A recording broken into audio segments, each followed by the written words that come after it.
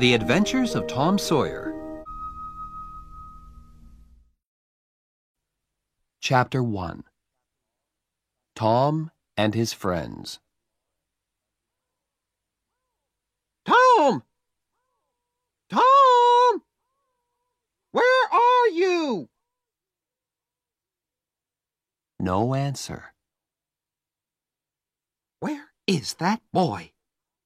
When I find him, I'm going to... Aunt Polly looked under the bed. Then she opened the door and looked out into the garden. Tom! She heard something behind her. A small boy ran past, but Aunt Polly put out her hand and stopped him. Ah, there you are. And what's that in your pocket? Nothing, Aunt Polly. Nothing? It's an apple. I can see it.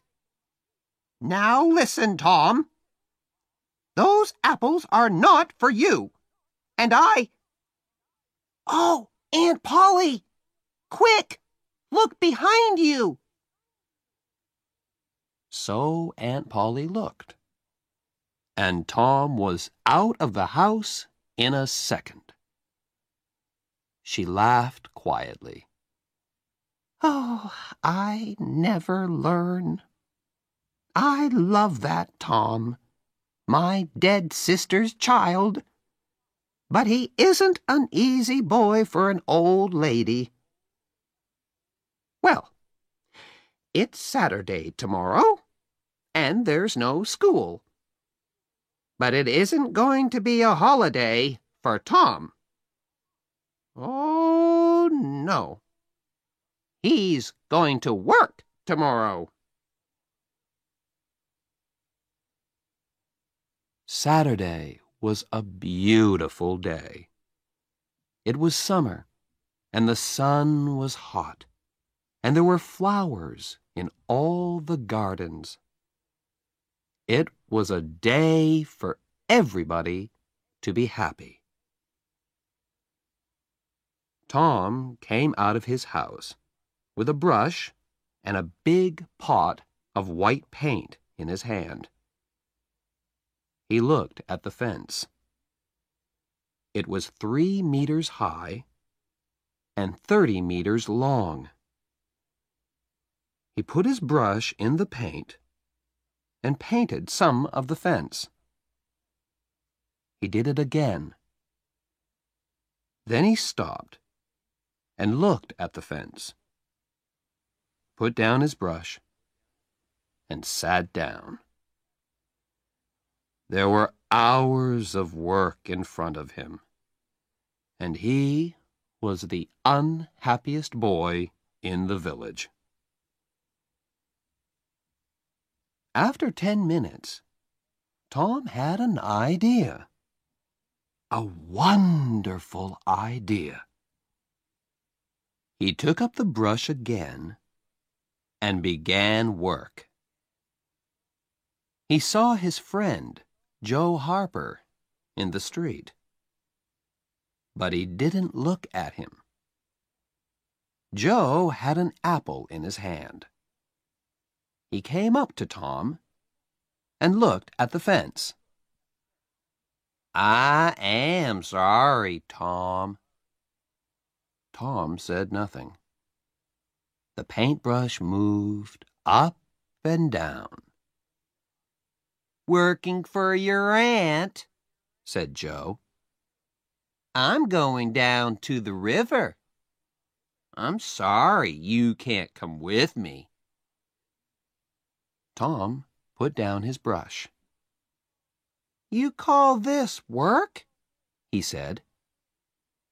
Painting a fence, said Joe.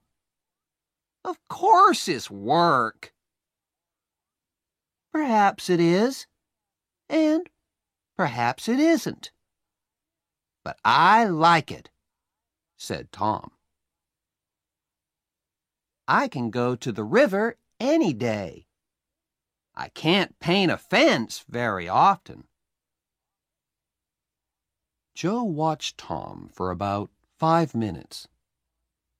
Tom painted very slowly and carefully. He often stopped, moved back from the fence, and looked at his work with a smile. Joe began to get very interested and said, Tom, can I paint a little? Tom thought for a second. I'm sorry, Joe. You see, my aunt wants me to do it because I'm good at painting. My brother Sid wanted to paint too, but she said no.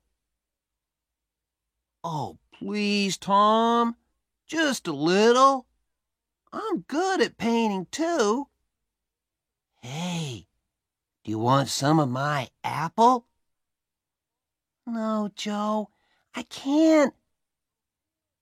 Okay, you can have all my apple. Tom gave Joe the brush.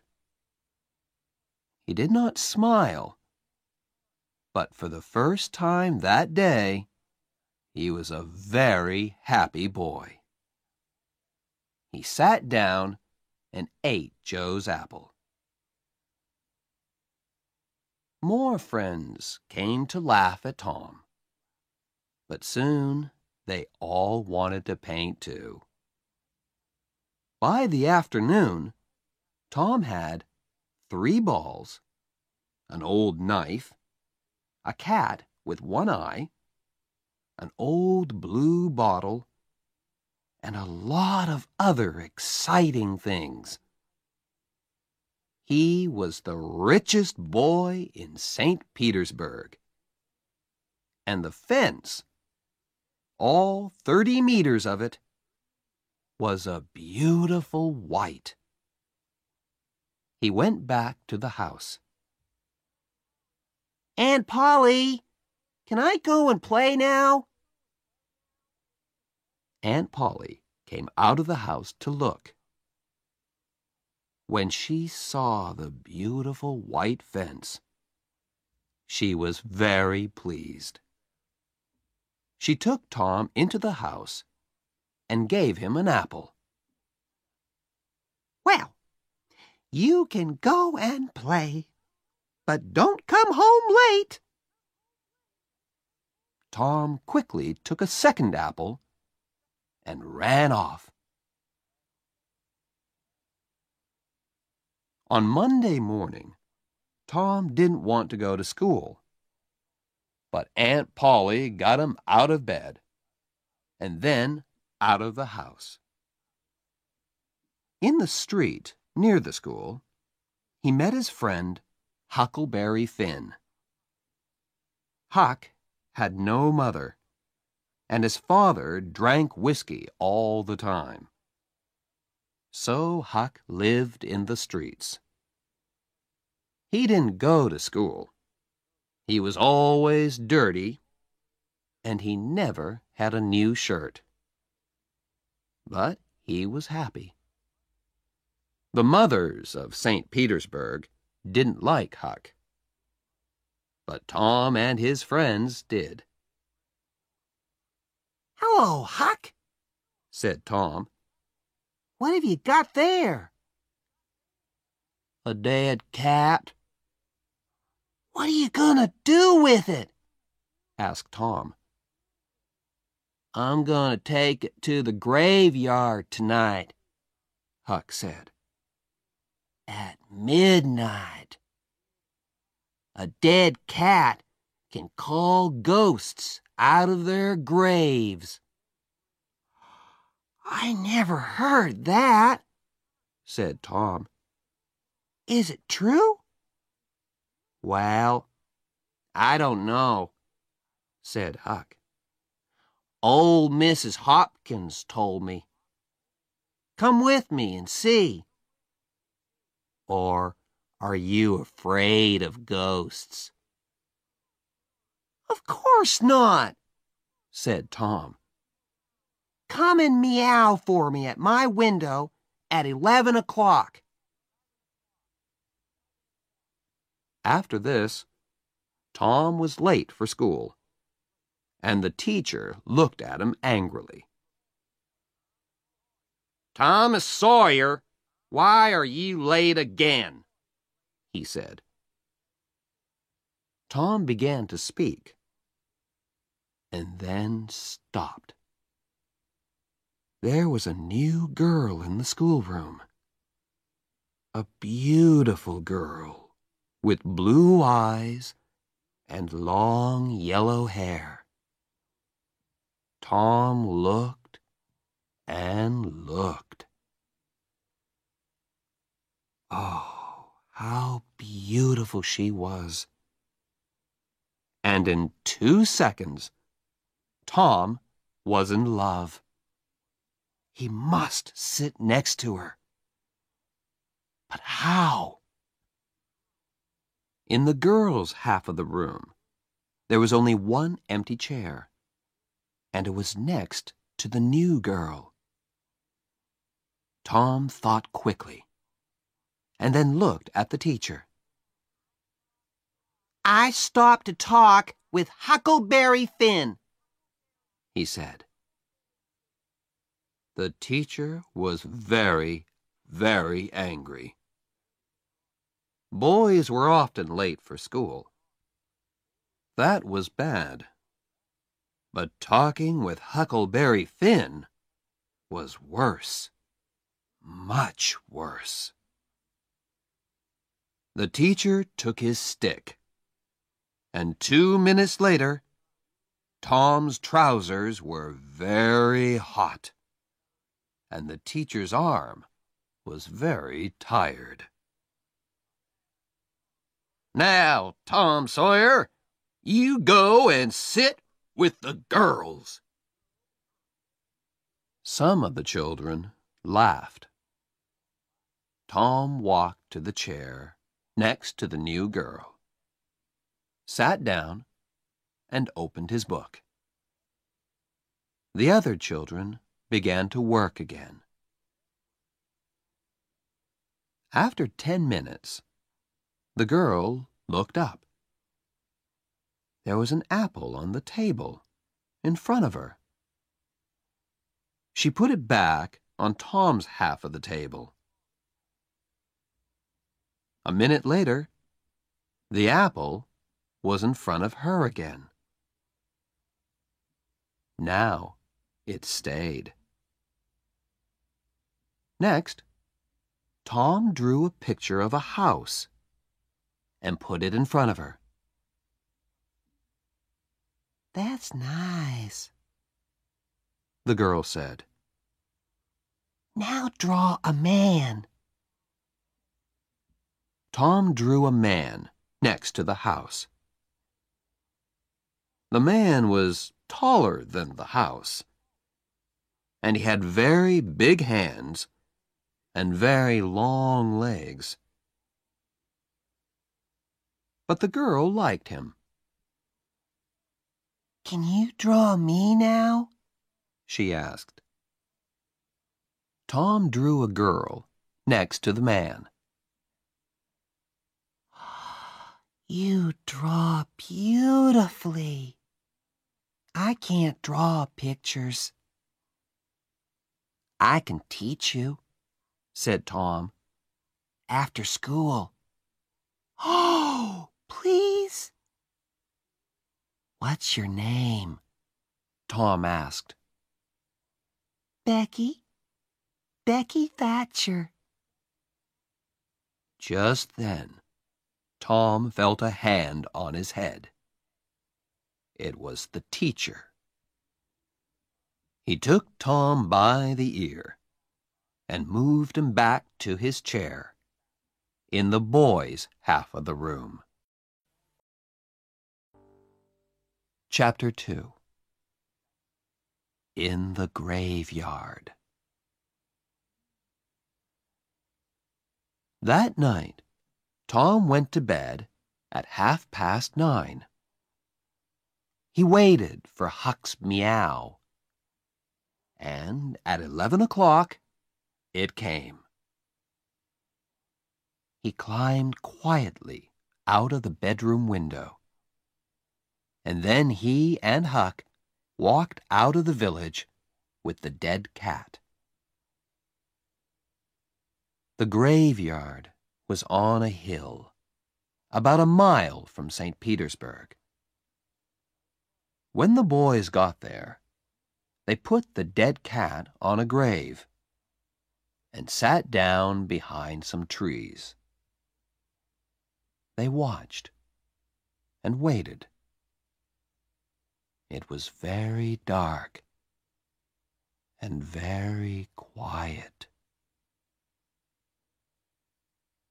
"Do you see that new grave there?" whispered Huck. "That's Hoss Williams' grave. He died last week. Perhaps he can hear us," Tom whispered back. "Do you think he can, Huck?" "I don't know, but Shh! Oh, Tom, what is it?" "Shh!" whispered Tom. "I can see something. Look!" Huck moved nearer to Tom. "Ghosts," he said. "3 of them. They're coming here, Tom.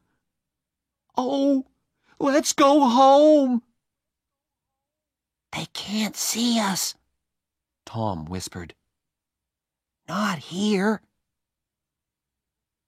"Ghosts can see through trees," said Huck unhappily.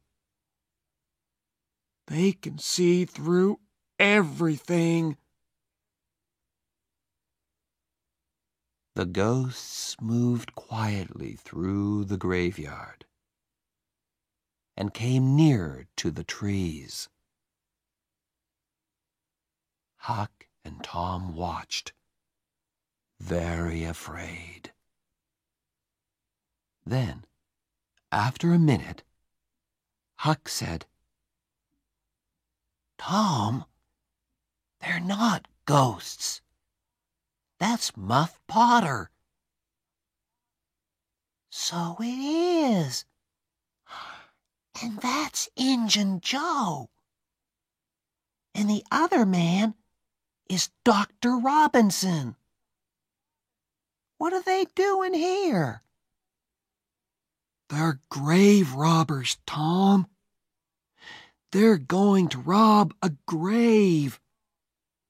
My father told me about it. The doctor wants a dead body, you see. He cuts it up because he wants to learn about—" "Shh!" said Tom. "They're getting near." The 3 men stopped at Hoss Williams' grave, and Injun Joe and Muff Potter began to dig. 10 minutes later, the grave was open. "Now, Doctor," said Muff Potter, "you want us to take the body to your house? That's $5 more." "No," said the doctor. "I gave you the money this morning. I'm not giving you any more." "Now you listen to me, Doctor," said Injun Joe. "I want that money. Do you remember a day 5 years ago? I came to your house and asked for something to eat, and you gave me nothing. Nothing. So give me that money." He took the doctor's arm. But suddenly, the doctor hit him, and Injun Joe fell to the ground. "Don't hit my friend!" cried Muff Potter. He jumped on the doctor, and the two men began to fight. It all happened very quickly, and the two boys watched with open mouths. Injun Joe got up. He had Muff Potter's knife in his hand now, and he moved behind the doctor. Then the doctor hit Muff Potter on the head. Muff fell to the ground. And at the same moment, the knife in Injun Joe's hand went into the doctor's back. The doctor fell to the ground on top of Muff Potter, and he did not move again. The two boys could watch no more. Very quietly, they moved away from the trees and then ran out of the graveyard and back to the village. Injun Joe stood by Hoss Williams' grave and looked down at the two men. Then he put the knife into Muff Potter's hand and sat down. 3, 4, 5 minutes went by. Potter moved a little and opened his eyes. What happened, Joe? He asked. "This is bad, Muff," said Joe. "Why did you kill him?"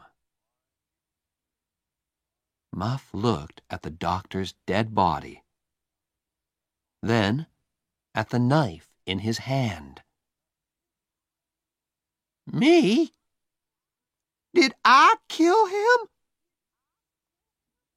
His face went white, and the knife fell from his hand.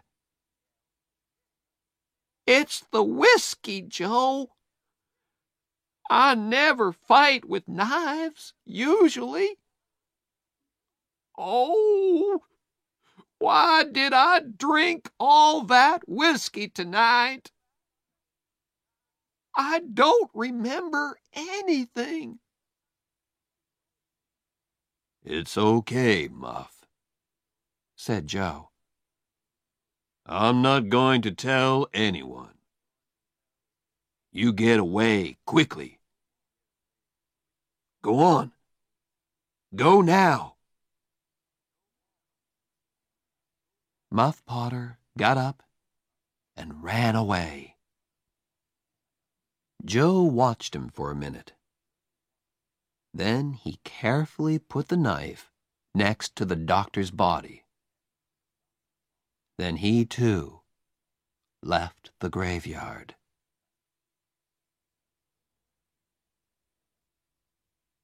The next day, the sheriff's men found the doctor's body in the graveyard, and Muff Potter's knife. That night, Muff came to the graveyard to get his knife.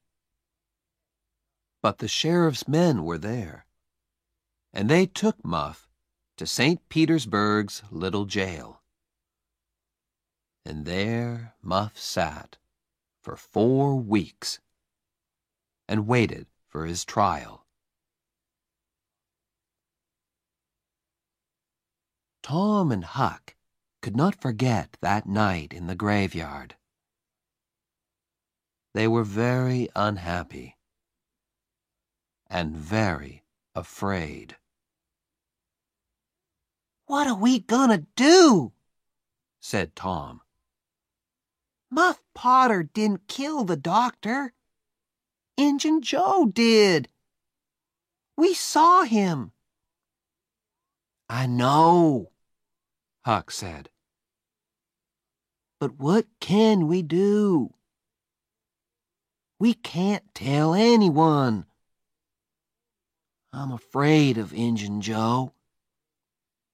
He's dangerous. And he's a killer. Do you want a knife in your back? Yes, I'm afraid of him too, Tom said. He thought for a minute. I'm sorry for Muff Potter. But you're right, Huck. We can't tell anyone about Injun Joe. Chapter 3 On Jackson's Island. The summer holidays came, and there was no school. Tom didn't want to think about Muff Potter and Injun Joe, but it wasn't easy. At night, when he was in bed, he saw Injun Joe's face in the dark, and he couldn't sleep. But he couldn't talk to anyone about it. One hot summer's day, he and Joe Harper were down by the Mississippi River. They sat and watched the boats, and fished, and talked. "Let's get away from here," said Tom suddenly. "Let's go and do something exciting somewhere." "Okay," said Joe. "But what? And where?" "I know," Tom said. "Let's run away. Let's go and live on Jackson's Island. We can sleep out under the trees." Jackson's Island was in the Mississippi, 3 miles south of St. Petersburg. Nobody lived there. "Let's ask Huck Finn, too," said Tom. "But don't tell your mother or father or anyone. Go home and get some things to eat, and meet me here at midnight."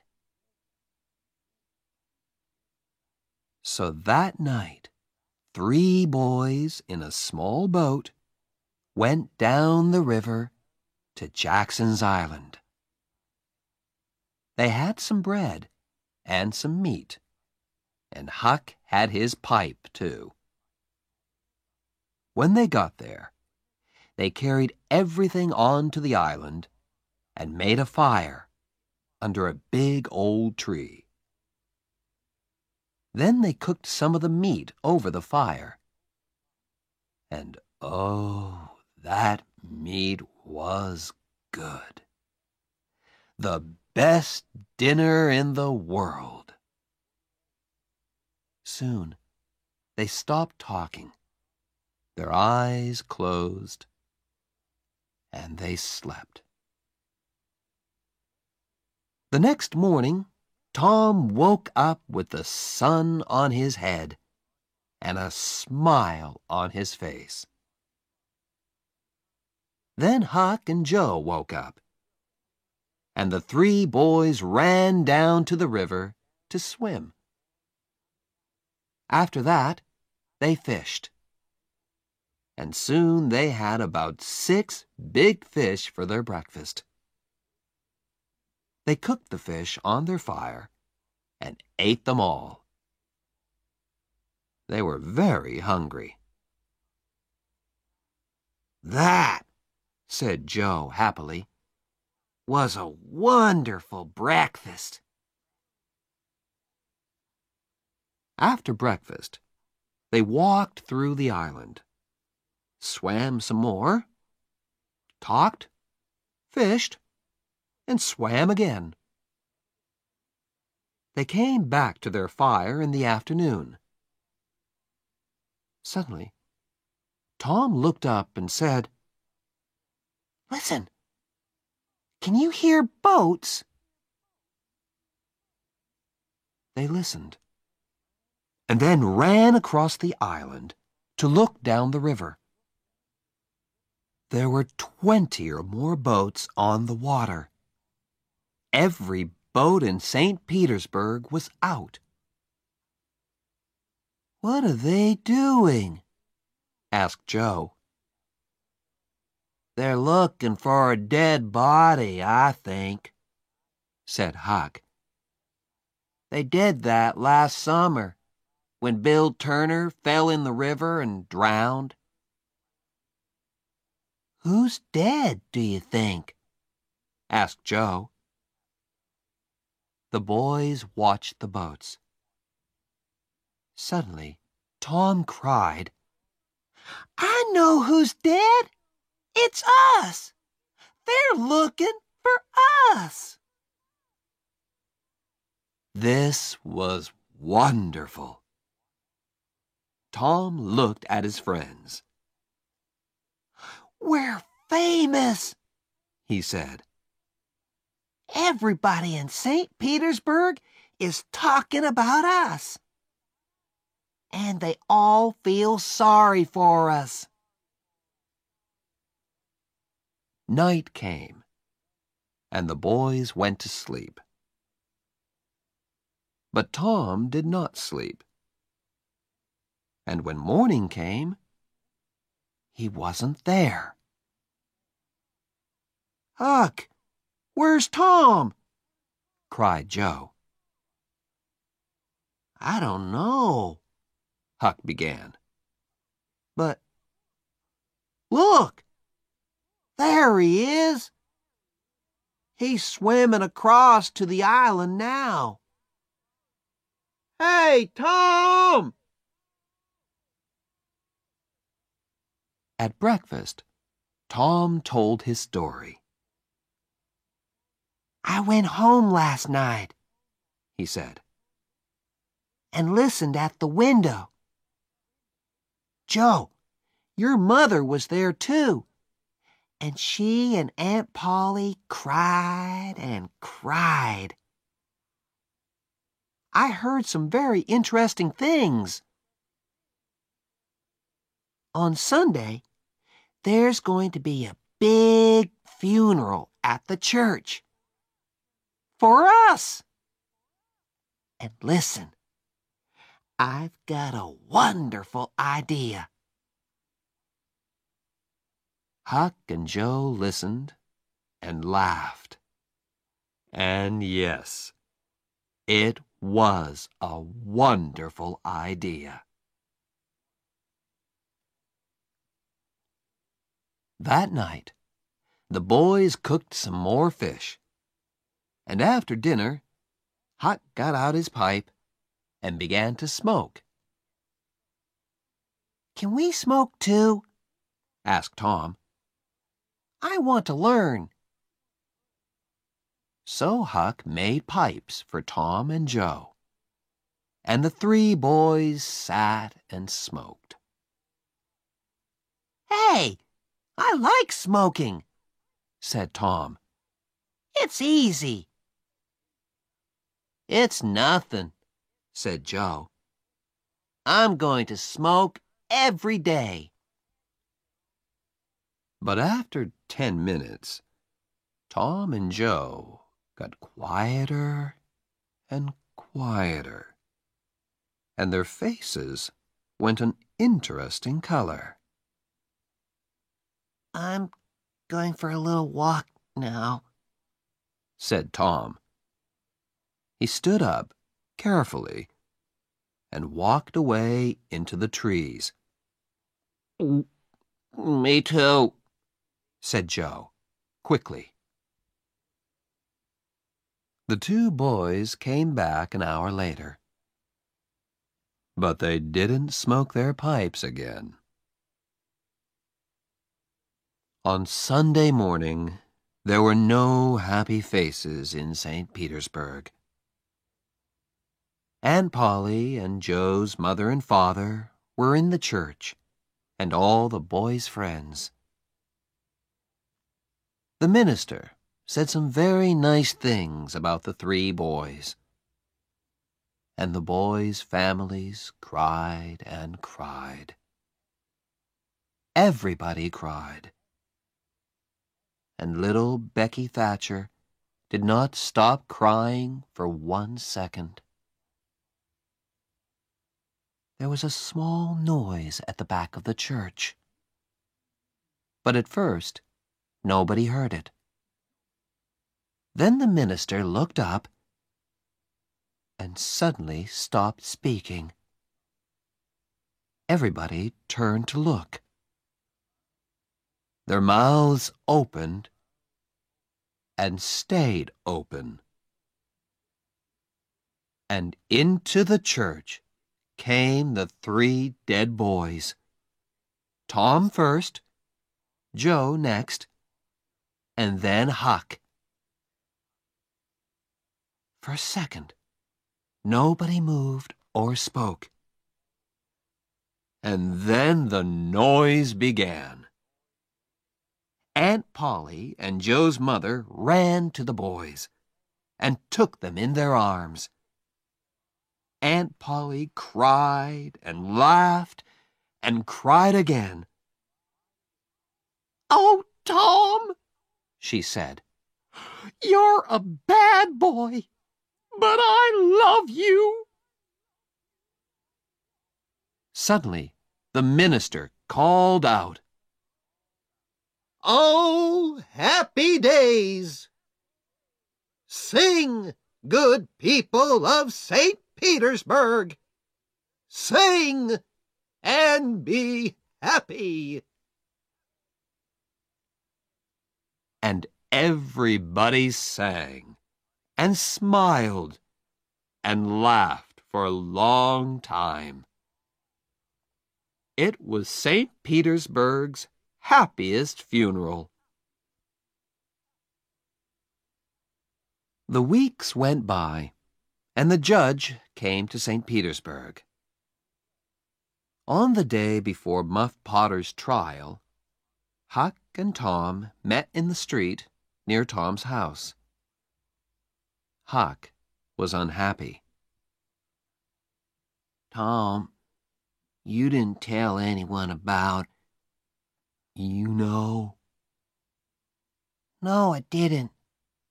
But Huck, what about Muff? People are saying he's the killer, and he's going to die. But we can't tell anyone about Injun Joe, said Huck. I don't want to die too. Do you? No, Tom didn't want to die. But he couldn't forget Muff Potter's face in the jail. Old, tired, and unhappy. And Injun Joe was a free man.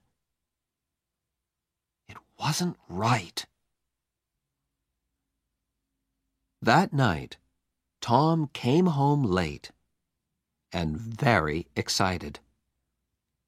He could not sleep for 2 or 3 hours. The next morning, all the village was at Muff Potter's trial. Injun Joe was there, too. Muff waited, a tired old man with a dirty face. The judge began the trial. Questions, questions, questions. Answers, answers, answers. And the answers were all bad for Muff Potter. Yes, I found the knife in the graveyard, next to Dr. Robinson's body. Yes, that's Muff Potter's knife. He always carries it. Yes, I saw Muff Potter in the village that afternoon. He had the knife with him then. Muff Potter began to look more and more unhappy. Then the judge said, "Call Thomas Sawyer."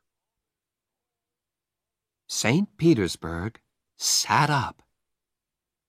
What did young Tom Sawyer know? Everybody looked at him and waited. Thomas Sawyer, where were you on the 17th of June at the hour of midnight? In the graveyard. Why? I went there to see ghosts. With a dead cat. St. Petersburg laughed, and the judge looked angry. And where were you in the graveyard, Thomas? Behind the trees near Hoss Williams' grave. Injun Joe's face suddenly went white. Now, my boy, said the judge, tell us your story. And so Tom told his story. And St. Petersburg sat and listened to him with open mouths. And then Muff Potter fell. And Injun Joe jumped with the knife and... Crash! Injun Joe jumped through the window and was out and away in a second. St. Petersburg loved Tom for a week. But Tom was not happy. Injun Joe was not in jail, and he was a dangerous man. Tom slept badly for weeks. The slow summer days went by. Injun Joe did not come back to St. Petersburg, and Tom began to forget. Chapter 4 Treasure. There is a time in every boy's life when he wants to go and dig for treasure. And that time came for Tom. So, one hot summer's day, he went to find Huck. Huck liked the idea of treasure. "Where are we going to dig?" he asked. An old dead tree is best. Who puts the treasure under old trees? Robbers, said Tom. And then they go away. Or they forget to come back for the treasure. There's a dead tree on Cardiff Hill, said Huck. Let's go there. I've got an old pick and shovel. It was 3 miles to the old tree, and the boys arrived tired and hot. They dug for an hour or two, but they didn't find any treasure. Then they stopped, and Tom looked down at an old house at the foot of the hill. Hey, look, he said. Nobody lives in that old house. Let's go there. Old houses are always good for treasure. Good for ghosts, too, said Huck. They took the pick and shovel with them, went down the hill, and into the old house. They looked in all the rooms downstairs, and then went upstairs. But there was no treasure and no ghosts. Then they heard a noise. Shh, said Tom suddenly. What's that? Ghosts, whispered Huck. There were holes in the floor, and through them the boys could see into the rooms downstairs. No, Tom whispered. It's 2 men. One is the old Spaniard. He came to live in the village last week. I don't know the other man. Shh, let's listen to them. The 2 men sat down on the floor. The Spaniard had a green hat and long white hair. The other man was small and dark. He took out a bag and began to open it. "It's hot in here," the Spaniard said. He took off his green hat, and then he took off his long white hair. "Tom!" Huck whispered upstairs. "That's Injun Joe!" We took $650 when we robbed that house, said the second man. He took some money out of the bag. We can take $50 with us now.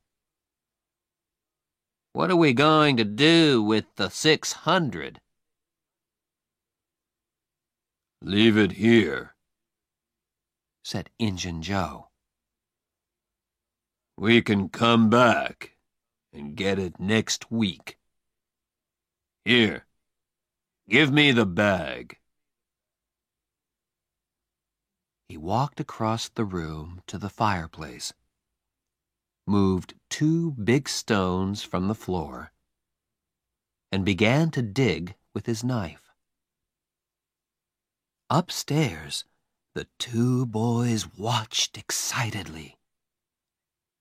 Treasure! $600 of wonderful treasure! Injun Joe stopped digging. "Hello, what's this?" he said. "There's something here. It's an old box." The 2 men got the box out and opened it.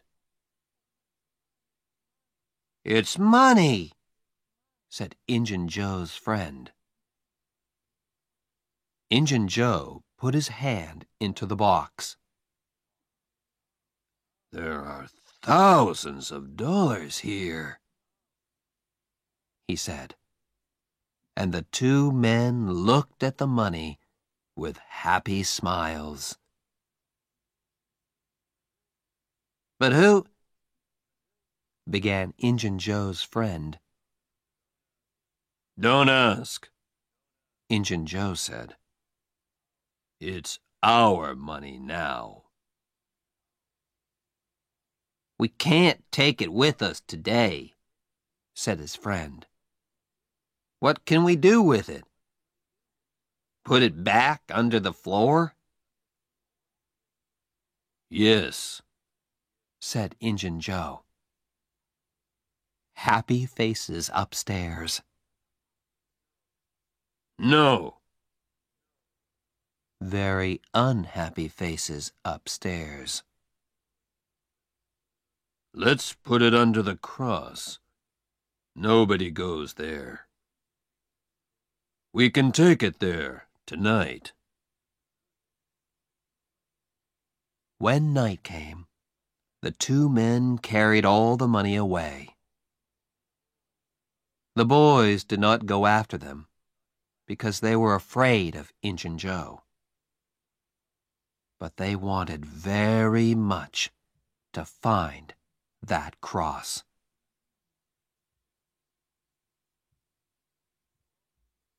For a week, the two boys thought and thought about the treasure. It was under the cross. But where was the cross? In St. Petersburg, the boys watched the Spaniard carefully. But they didn't see a cross, and they didn't find the treasure. Chapter 5. In the Cave. The next Saturday was Becky Thatcher's birthday, and all Becky's friends were very excited. It's going to be a wonderful day, Becky told Tom. We're going to have a picnic by the river, and after that, we can visit McDougal's cave. So in the morning, a big boat took Becky, Tom, and all their friends down the river. There were some older children on the boat, too. But all the mothers and fathers stayed at home. Picnics are better without them. And it was a very happy, noisy picnic. After the picnic, the children took out their candles and ran up the hill to the cave. The mouth of the cave was dark, and some of the children were afraid at first. But caves are exciting. So in the end, everybody went in. McDougal's cave was very, very big, with hundreds of tunnels and rooms. The tunnels went up, down, and into the hill for miles. You could walk for days in McDougal's cave. Nobody knew all the cave, but many people knew the tunnels near the door. You could play all day in these tunnels. Tom, of course, knew them well. For hours, the children walked and ran through the cave, up and down the tunnels, in and out of the rooms. In the evening, they came out and walked down the hill to the boat, tired but happy. When the boat arrived back in St. Petersburg, it was dark. Huck Finn saw the boat, but he did not know about the picnic. He did not go to birthday picnics, of course, because the mothers of St. Petersburg did not like him. But tonight, Huck was only interested in treasure. Injun Joe's treasure. Injun Joe was in an old building by the river, and Huck waited in the street near the building. Perhaps, he thought, Injun Joe's cross isn't there, and the box of money I must wait and watch. I can tell Tom about it tomorrow. But Injun Joe didn't come out. At midnight, it began to rain, and Huck waited all night in the cold street. In the morning, he could not move, and he could not speak. He felt cold, then hot, then cold, then hot again. Mrs. Douglas, a woman from the church, found him in the street. She took him to her home and put him to bed. And there he stayed for 2 weeks.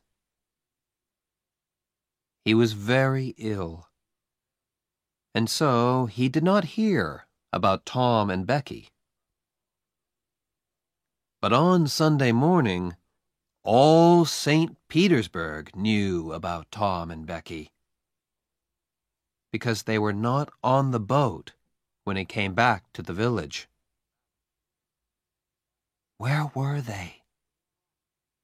Were they lost in the cave? And were they alive or dead?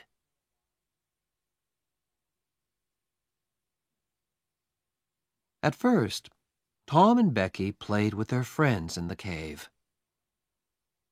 Then Tom wanted to go down a new tunnel, and Becky went with him. They walked and talked, and went into a second tunnel, then a third. Sometimes Tom put a mark with candle smoke on the tunnel wall.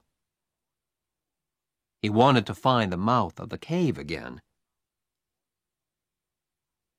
Then they came out of the tunnels into a big room.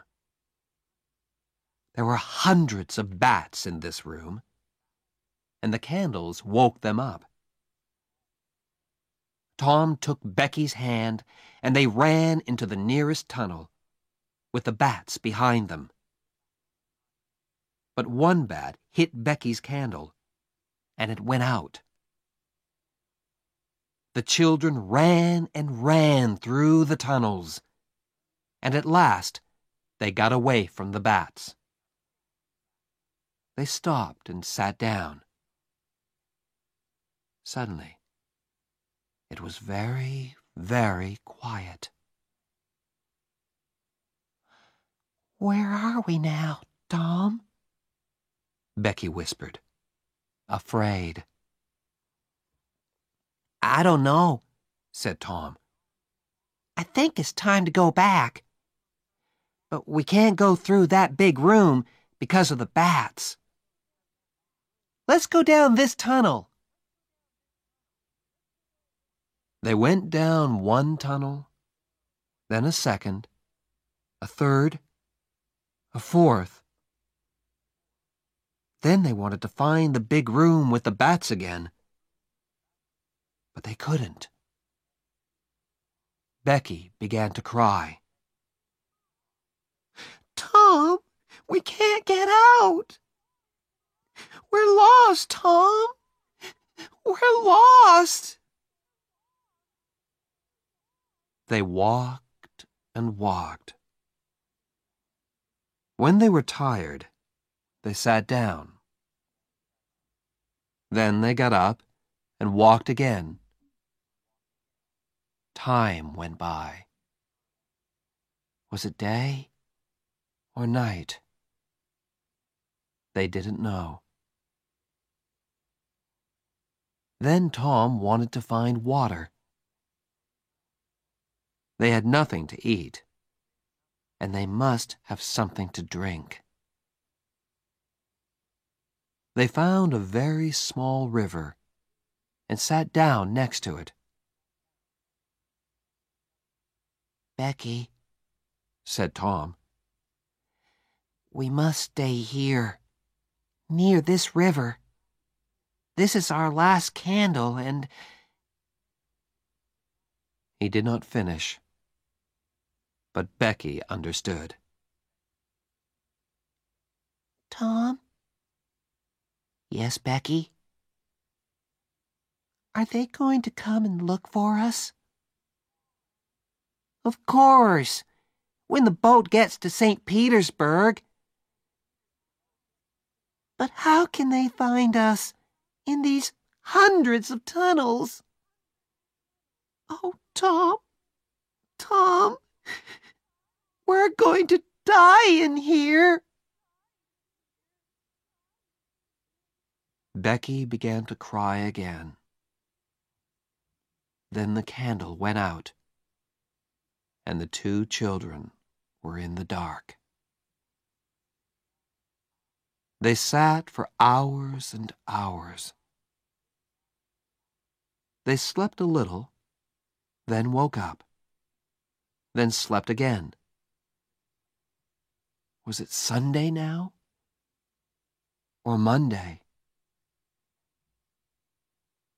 Suddenly, Tom sat up. Listen, somebody's calling. The two children listened. They heard it again, a little nearer. They called back. Then they began to walk down the tunnel in the dark, with their hands on the wall. They stopped and listened again. But now they couldn't hear anything. Slowly, they went back to their river. They slept again and woke up very, very hungry. Perhaps it's Tuesday now, Tom thought. What can I do? I must do something. Then he had an idea. Becky, listen. I've got a long string in my pocket. I can go down some of the small tunnels and get back to you with the string. You wait here. Slowly and carefully, Tom went down the first tunnel on his hands and knees. Then the tunnel wall on his right finished, and there was nothing. Tom put out his hand to feel the floor. And just then, away to his right, he saw a hand. A hand with a candle. At once, Tom called out. Help! He cried. The hand moved, and Tom saw an arm and a face. It was Injun Joe. Tom was very afraid, but Injun Joe was afraid too, and he quickly ran away down the tunnel. Tom went back to Becky, but he did not tell her about Injun Joe. Tom waited for an hour, then went into a different tunnel with his string. Then a third tunnel. It was Tuesday evening, and St. Petersburg waited. Many of the villagers were in the cave, and they looked for the children day and night. But they heard nothing, saw nothing, and found nothing. Then, late that evening, there was a sudden noise in the streets. People began to run to the Thatcher's house. They're here! Becky and Tom are here! Most of the village came to listen to Tom's story. It was in the 6th tunnel, he told them. I went to the end of my string, and suddenly I could see daylight. There was a little hole in the cave wall. I put my head out, and there was the river, right under my nose. I went back and got Becky, and we climbed out through the hole. Then we stopped a boat on the river. We were 5 miles from the mouth of the cave.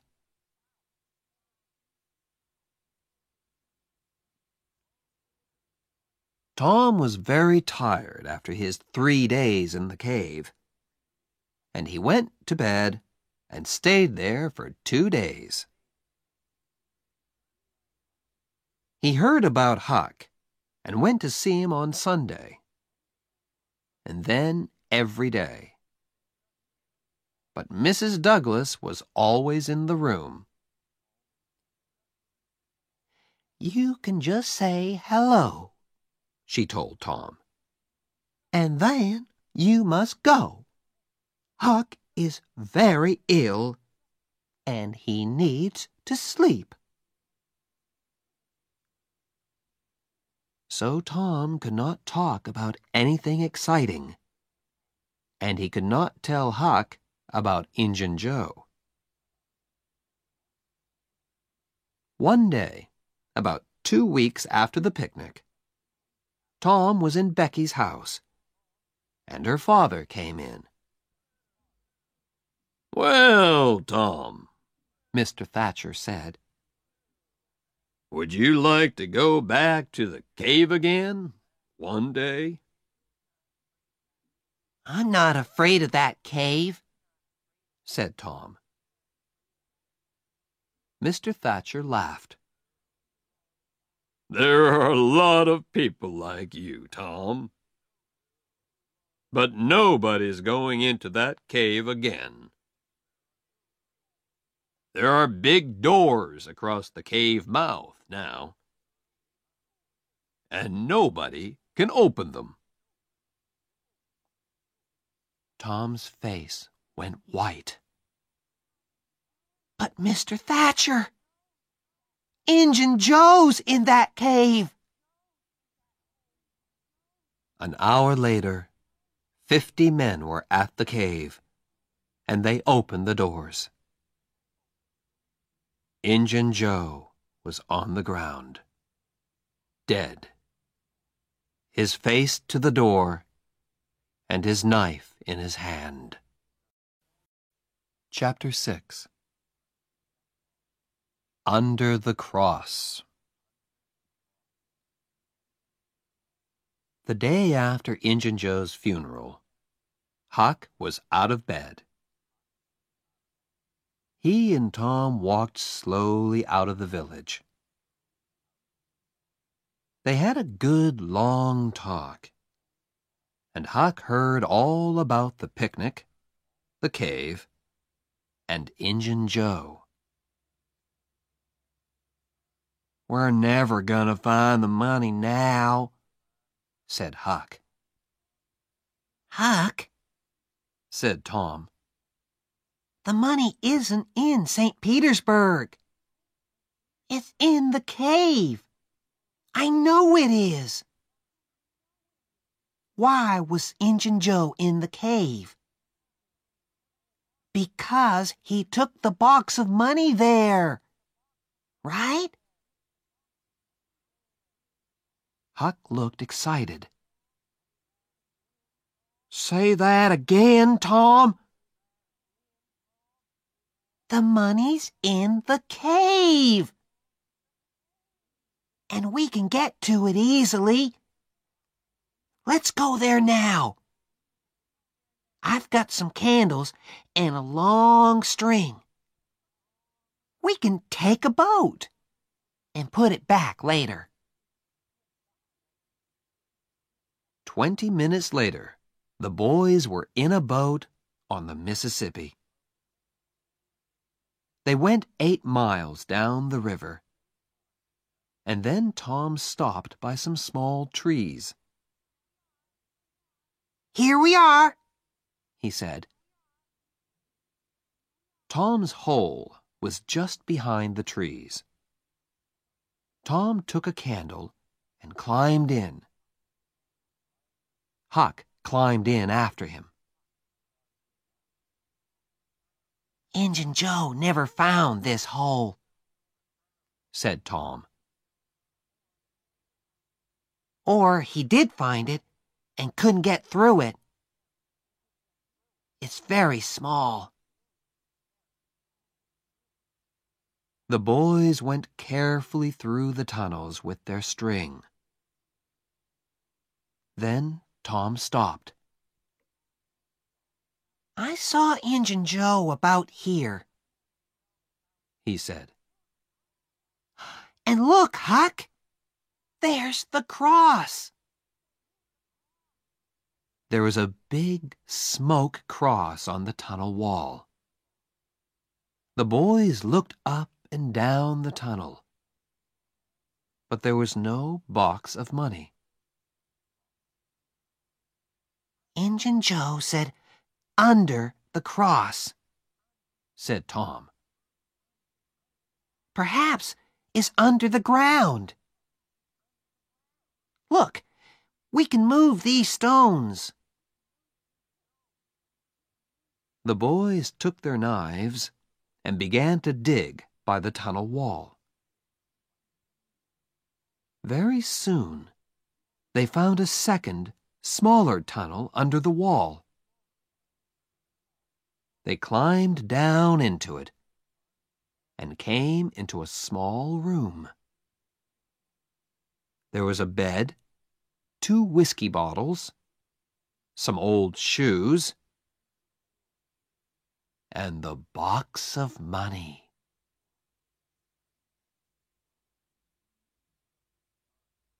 When somebody finds treasure, everybody hears about it very quickly. The 2 boys carried the box through the village. And when they got to Aunt Polly's house, half the village was with them. Everybody went into the house. "Oh, Tom, Tom," cried Aunt Polly. "what is it now? And what have you got there?" Tom put the box on the table and opened it. There were $12,000 in that box. And suddenly, Tom Sawyer and Huckleberry Finn were the richest people in St. Petersburg.